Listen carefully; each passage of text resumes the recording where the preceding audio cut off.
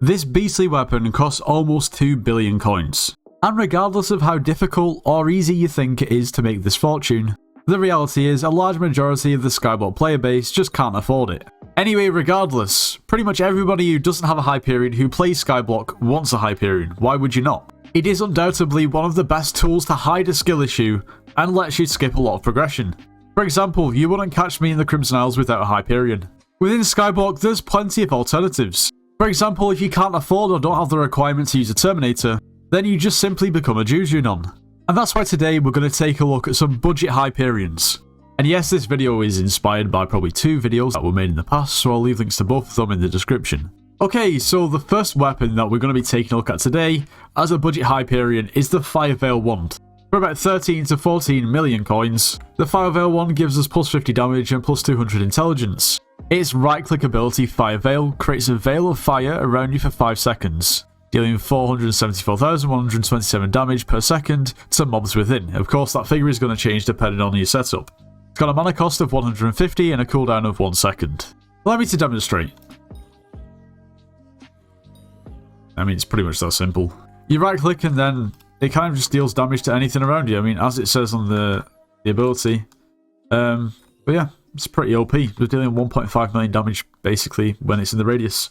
Just for perspective, if we head over to the Crimson Isles and we just kind of activate our ability, instantly killing these mushroom cows, which is really pretty cool, of course, because, I mean, we're kind of dealing more damage than, you know, what they have. If we head over to Blaze Soul, try not to get killed, but we can kind of see what it does. What an example. You know how I said at the start of the video the Hyperion kind of hides the skill issue? Yeah.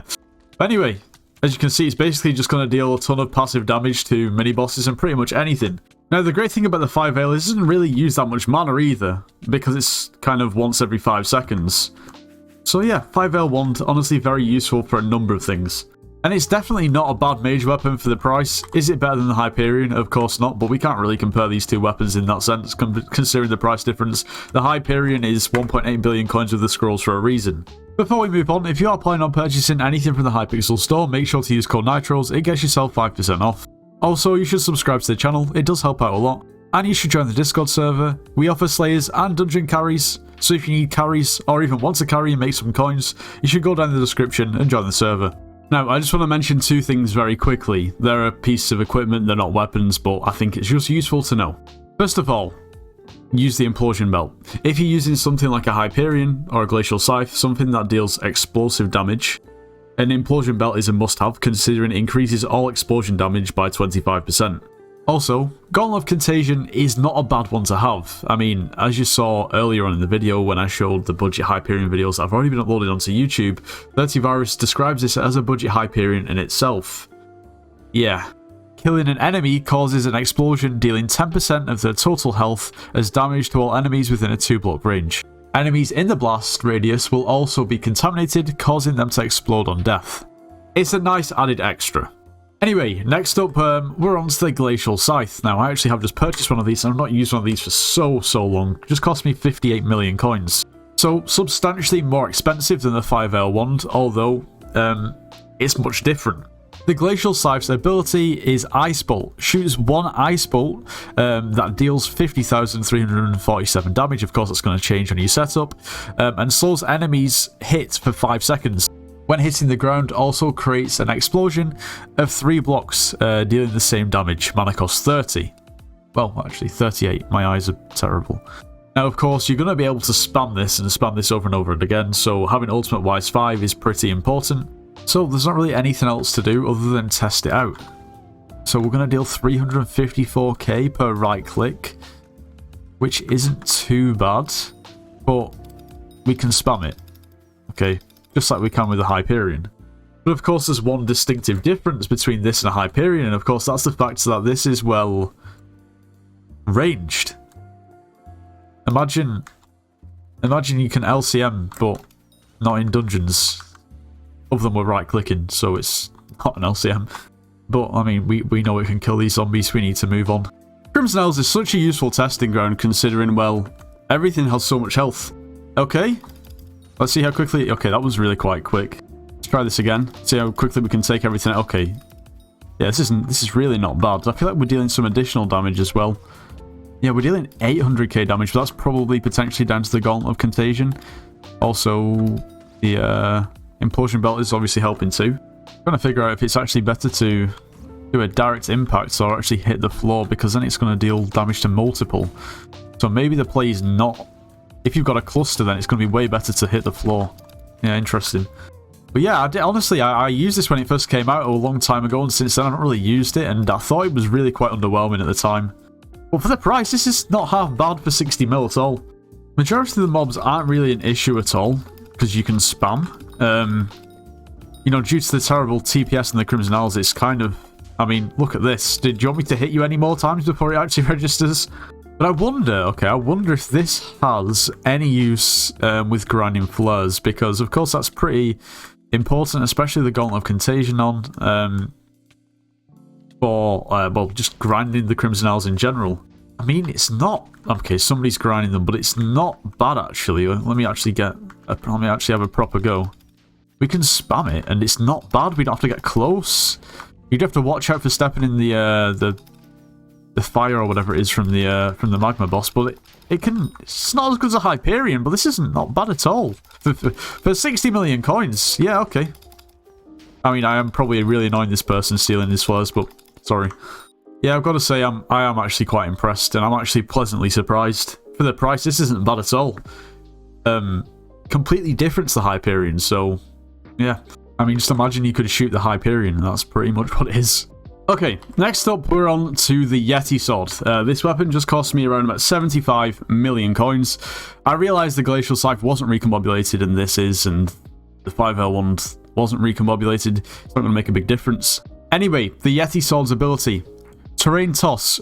Throws a chunk of terrain in the direction you're facing. Deal up to 503,472.2 damage. Of course, that's going to change on your setup. So, to cut a long story short, it's almost like a Midas Staff, but not. So, each time we right-click, we're going to deal 4 million damage, which honestly is kind of insane. That is a ton of damage. Of course, it can deal damage to multiple enemies at once, too. There is a cooldown of 1 second on this ability, which is probably the slightly disappointing part, and it also has a mana cost of 125. Now, I used this weapon a while back. People were annoyed with me because I wasn't using it correctly. You're supposed to just look at the floor and right-click like you would with a Hyperion, which kind of makes more sense, other than considering, you know, it's kind of difficult to always hit people, the mobs at range. You can still do it. But the damaging figures are absolutely ridiculous, it must be said. We're heading to the Crimson Owls once again. And of course, this is kind of no match. We deal an absolute ridiculous amount of damage. Let's see what that damage actually is. Yeah, it's still like 3.5 to 4 million, which is just crazy. Of course, the only real drawback to this weapon is the cooldown.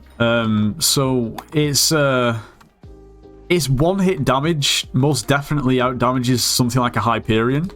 But obviously, its DPS just isn't there because of the cooldown.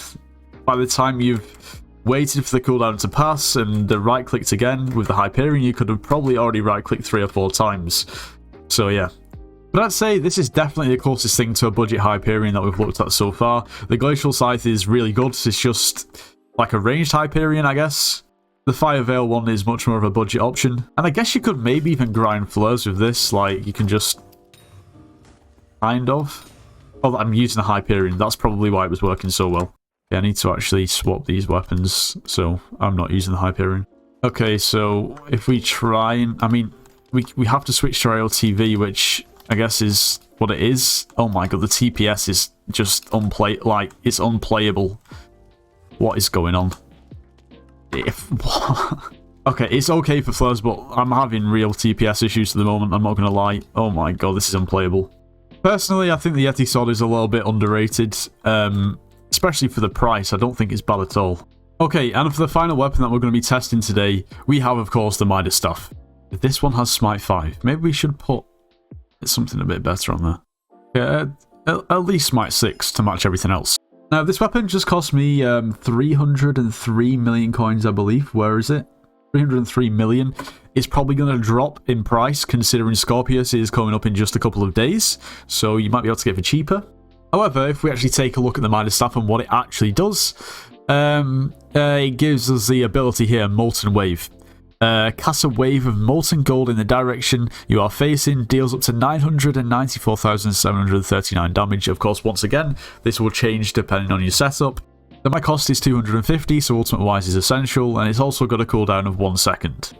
Of course, as well, the ability Greed, meaning that the more you pay for this weapon in the Dark Auction, the more damage it's going to do. The damage capped when you pay over 100 million coins. So, in actual fact, this ability is not too dissimilar from that of... where is the... Oh yeah, the Yeti Sword. The Yeti Sword, you know, the mana cost is half. The cooldown's the same. But yeah, let's take a look. With the Yeti Sword, we were dealing about, what was it, between like 4 and 4.5 million per hit.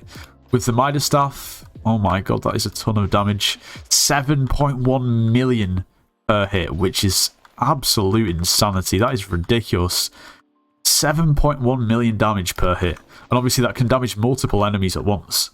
Let's try and take all of these out. Yeah, it's crazy. This weapon is ridiculous. I can see why it's worth the price, I really can.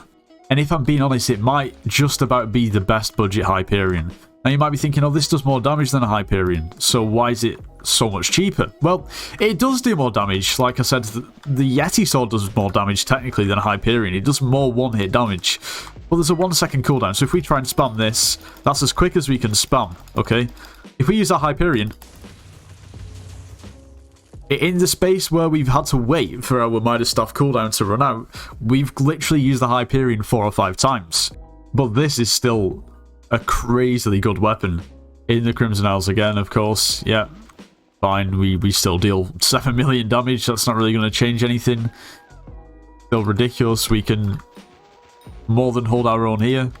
Pretty insane. You know, not really. There's not going to be a mob that's going to be really a challenge at all.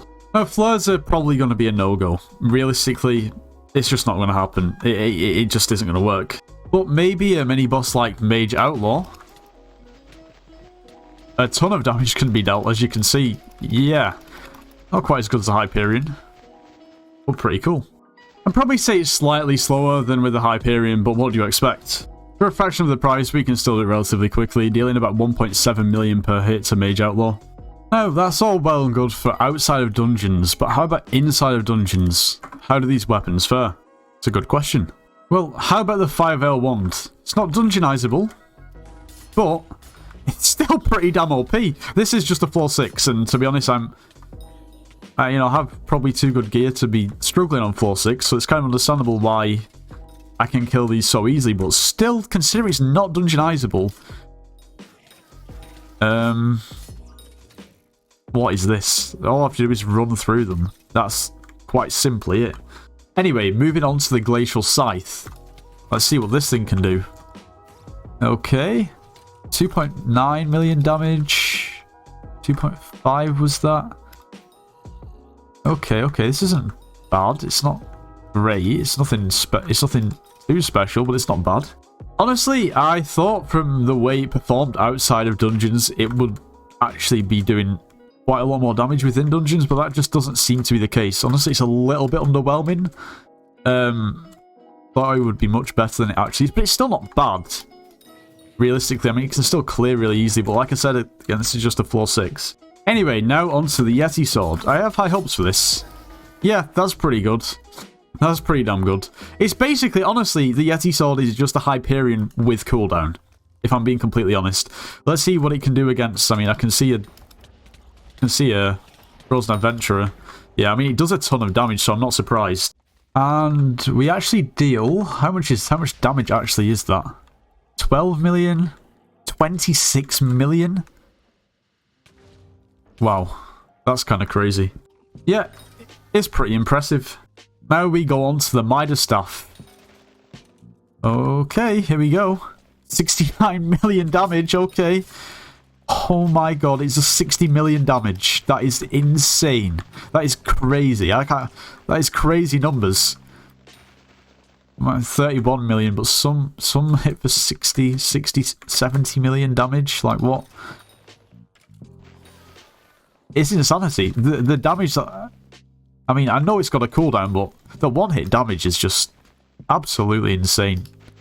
You can't argue with it at all. Crazy. Okay, let's see how quickly we can deal with these Blood Rune mobs. Okay. I'll see you later, dudes. That was your toast. Okay, so...